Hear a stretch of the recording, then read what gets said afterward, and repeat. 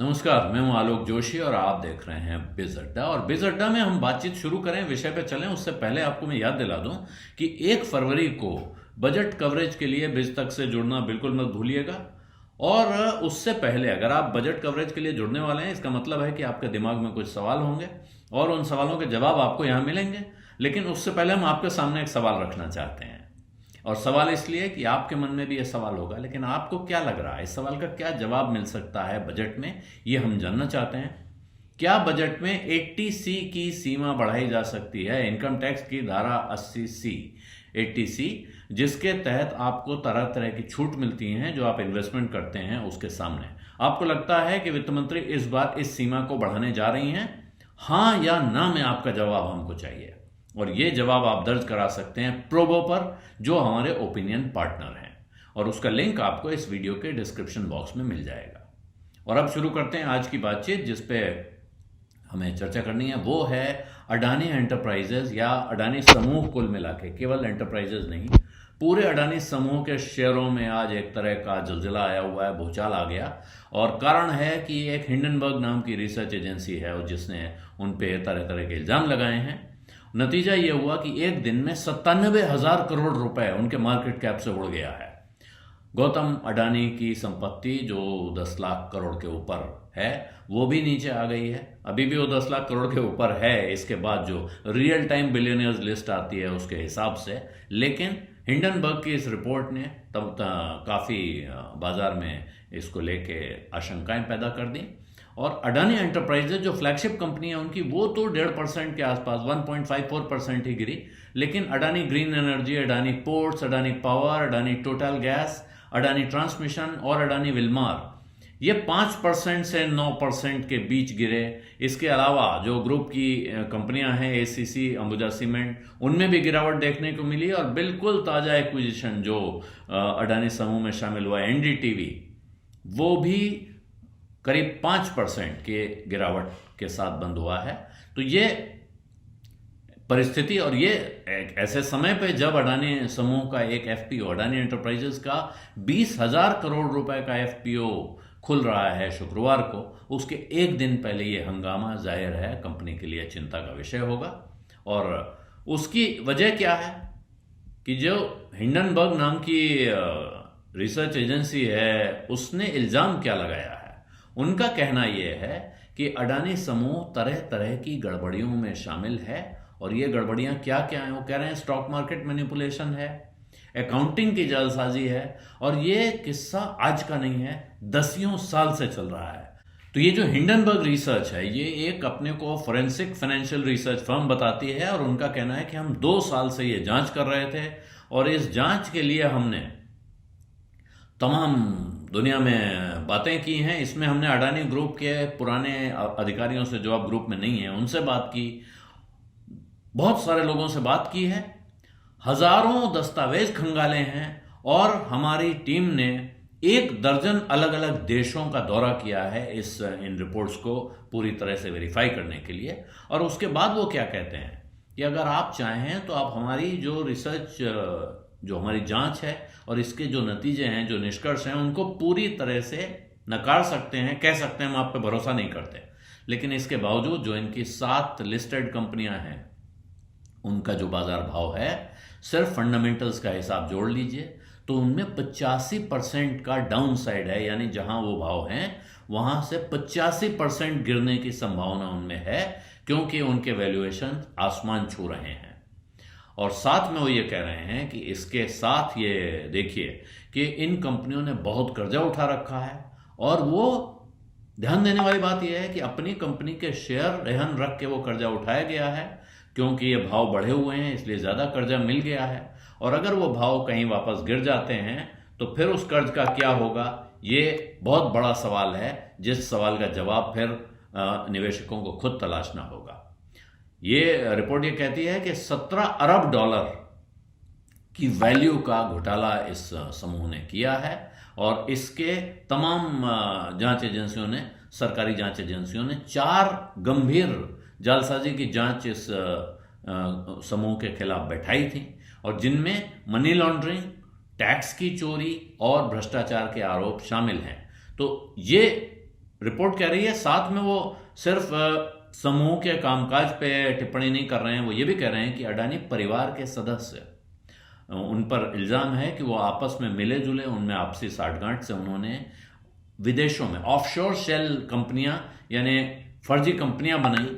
और वो कहाँ बनाई? वो मॉरिशस में, दुबई में, यूएई में और कैरेबियन के ऐसे आइलैंड्स में जिन्हें टैक्स हेवंस कहा जाता है, जहाँ कंपनियां बनाई जाती हैं टैक्स बचाने के लिए। और इसके साथ दूसरा इल्ज़ाम है कि उन्होंने फर्जी इंपोर्ट एक्सपोर्ट के दस्तावेज बनाए जिससे टर्नओवर को बढ़ा के दिखाया जा सके और लिस्टेड कंपनियों से पैसा बाहर निकाला जा सके। ये उनका इल्ज़ाम है। और इसके साथ ही इस तरह के जो इल्ज़ाम लगे हैं उनके साथ कंपनी को भारी शेयर बाजार में आज भारी झटका झेलना पड़ा है। ये बिल्कुल साफ दिखाई पड़ रहा है, जिसका लगभग 1 लाख करोड़ रुपए का मार्केट कैप आज के दिन चला जाना। और ये जो हिंडनबर्ग नाम की रिसर्च एजेंसी है, इसके जो संचालक हैं नेट एंडरसन, ये पिछले कुछ सालों में इन्होंने कुछ इस तरह की रिपोर्ट्स और कंपनियों के बारे में निकाली है और उनके बारे में कहा जाता है, उनको वो इसका कह सकते हैं कि इस बात का दावा करती है कंपनी, ये एजेंसी, कि उनकी रिपोर्ट्स के बाद तमाम रेगुलेटर्स एक्ट करते हैं और उन कंपनियों के खिलाफ कार्रवाई करते हैं। लेकिन साथ में ये शॉर्ट सेलर भी हैं, यानी कि उस कंपनी के शेयर ये पहले से बेच के बैठे होते हैं, तो उसके शेयर गिरने में इनका निहित स्वार्थ है, ये मान लेना चाहिए। और उन्होंने इसी बात का ऐलान किया है कि हमने अमेरिका में ट्रेड होने वाले बॉन्ड्स के जरिए और भारत में जो नहीं है, भारत के बाहर दूसरे बाजारों में डेरिवेटिव इंस्ट्रूमेंट्स के जरिए हमने अडानी के शेयर्स को शॉर्ट किया हुआ है। तो इसके साथ वो कह रहे हैं कि ये जो बहुत कर्जा है इसने अडानी की माली हालत को जोखिम में डाल रखा है। इसका जवाब अडानी समूह की तरफ से जो कोई बयान कहें तो नहीं आया है, लेकिन जो रेगुलेटरी फाइलिंग है उनकी तरफ से गई है, उनके चीफ फाइनेंशियल ऑफिसर जोगेशिंदर सिंह की तरफ से, उसमें कहा गया कि कंपनी इस रिपोर्ट से शॉक्ड है, यानी उनको झटका लगा है ये रिपोर्ट देखकर। और साथ में उन्होंने कहा है कि ये एक मिस इन्फॉर्मेशन यानी भ्रामक जानकारी का और पुराने निराधार आरोपों का एक मेलिशियस कॉम्बिनेशन है, शरारतपूर्ण गठजोड़ है, एक साथ मिला के ऐसे पुराने और निराधार आरोप रख दिए गए हैं जो पहले ही डिस्क्रेडिट हो चुके हैं, यानी जिन पर कोई यकीन नहीं करता है। और साथ में एक महत्वपूर्ण बात इनके बयान में है, जहां यह कहा जा रहा है कि सबसे महत्वपूर्ण बात आ रही है कि ये रिपोर्ट किस दिन आई है। ये रिपोर्ट उस दिन आ रही है जिसके एक दिन बाद कंपनी का फॉलो ऑन पब्लिक ऑफर खुलने जा रहा है, जिससे वो 20,000 करोड़ रुपए उठाना चाहती है बाजार से। और इसी की वजह से ग्रुप का कहना है, उनके इस बयान में है, कि यह दिखा रहा है कि इसके पीछे बदनीयती है। उनका इरादा है कि अडानी समूह की साख पर चोट की जा सके, उसको नुकसान पहुंचाया जा सके। और इसका मुख्य उद्देश्य, इसके पीछे क्या मुख्य उद्देश्य है, वो ये है कि जो हमारा upcoming follow on public offer आ रहा है उसको नुकसान पहुंचाया जा सके। ये बात अब दो पक्षों के बीच की है, लंबी रिपोर्ट है, उसके ब्यौरे में जाना संभव नहीं है, लेकिन उसमें जो इल्जाम लगाए गए हैं उनकी जांच जिन एजेंसियों को करनी चाहिए वो करेंगी कि नहीं करेंगी तो क्या नतीजा निकलेगा ये कहना मुश्किल है। लेकिन अडानी समूह का कहना है कि हम हमेशा कानून का पालन करते हैं।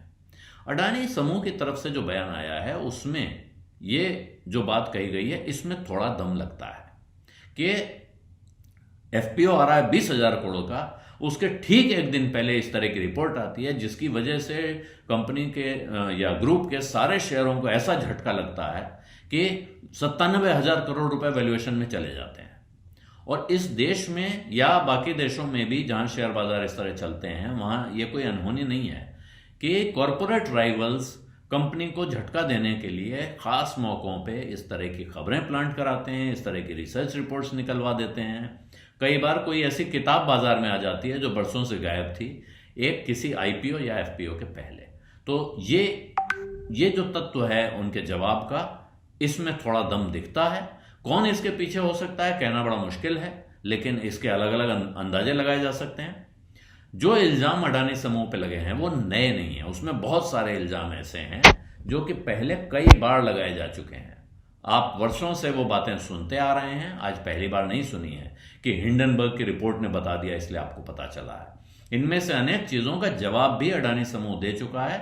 अभी हाल में गौतम अडानी ने बहुत लंबे समय के बाद, जिसको अंग्रेजी में रेयर अपीयरेंस कहते हैं, वो दुर्लभ इंटरव्यू दिए हैं कुछ, उनमें भी इनके जवाब देने की कोशिश की गई है। जाहिर है वहाँ किसी तरह के सवाल जवाब, क्रॉस क्वेश्चनिंग नहीं हुई, तो जिसको ग्रिलिंग कहते हैं वो नहीं हुई, तो इसलिए आप कह सकते हैं कि सीधा साफ जवाब नहीं मिला, लेकिन उन्होंने इसका जवाब अपनी तरफ से देने की कोशिश की है। हम और आप उससे संतुष्ट हों या ना हों, यह हमारा अधिकार है, लेकिन इस बात में दम दिखता है कि एक कंपनी का एक पब्लिक इशू आ रहा था, उसके ठीक पहले इस तरह की रिपोर्ट उनके उस पब्लिक इशू को झटका देने की कोशिश है। अब पब्लिक इशू को झटका लगता है कि नहीं कहना मुश्किल है, क्योंकि जो एंकर बुक है वो पूरी तरह सब्सक्राइब हो चुकी है। आज एंकर बुक के सब्सक्रिप्शन की खबर है, ओवर सब्सक्राइब हो गई है। इसका अर्थ है कि पब्लिक इशू पार हो गया है एक तरह से। अब रिटेल इन्वेस्टर कितना उसमें अप्लाई करते हैं नहीं करते हैं, बाजार में जो शेयर 1.5% नीचे आज गिरा है उसके बाद, हालांकि वहाँ अभी जो अडानी की प्राइसिंग है उस एफपीओ की, उसको लेके ज़्यादातर जानकारों का कहना था कि वो अच्छी प्राइसिंग है, लेकिन इसके बाद बहुत से लोगों के मन में खटका तो पैदा हो जाएगा, और हो सकता है कि इसके साथ जो खटका पैदा हो जाए तो बहुत से लोग एप्लीकेशन लगाने से परहेज करें।